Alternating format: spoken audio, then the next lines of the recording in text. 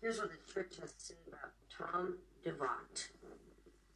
The church disputes many of the statements made by Tom DeVocht, a violent, admitted liar who left the church in 2005 following an investigation into his extensive waste of church funds. After being silent for 4 years, he began making the outrageous claim that he had been subjected to physical abuse, even though in reality, he abused others, including his wife.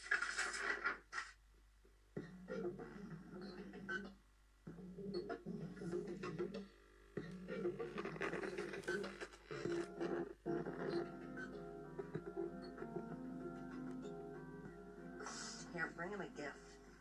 Yes, sir. Oh, look how cute. Hello. Oh no, is she gonna cry? My name is Tom DeVocht. I was a part of the Church of Scientology for 30 years. I worked from the bottom up. I was working directly for David Miscavige when I left. I got involved in Scientology in 1974. My cousin, Dickie Thompson, played with the Steve Miller Band. They just hit #1 in Casey Kasem's top 40 for The Joker.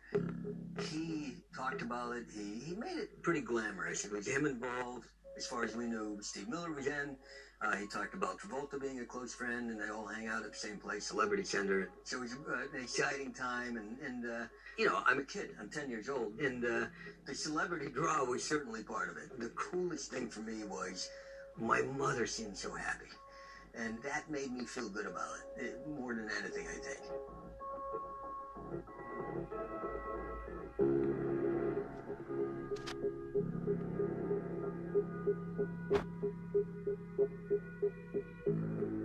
I get there in October, and I don't know who David Miscavige is really, you know what I mean? I run into him, and he goes, "How you doing?" I was really intensely interested in how I was doing, and he's like, "I'm keeping an eye on you," and I went, "Okay." Tom DeVocht was definitely in Miscavige's inner circle. He and I had very different roles. I dealt with legal public relations, attackers of the church. Tom dealt with the city of Clearwater, dealing with code enforcements, purchasing of buildings, renovating buildings, and that became a big focus of Miscavige's, and Tom DeVocht became his go-to guy. And what was the first time you saw David Miscavige being physical and the violence? The first time I witnessed it wasn't by sight. I heard it. I heard somebody being thrown around, and him screaming and yelling, or it sounded like somebody was being thrown around. And who was he throwing around? Either Mike or Marty. I don't know, throwing around, but it sounded like it got pretty physical. And that's when I started first hearing it going, you know? Right. From your perspective, what was Tom hearing?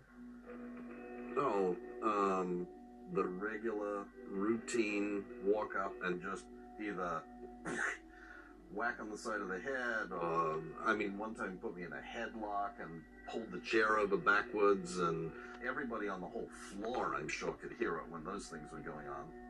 With Miscavige, I didn't know the extent of the physical abuse and the violence and the even verbal abuse.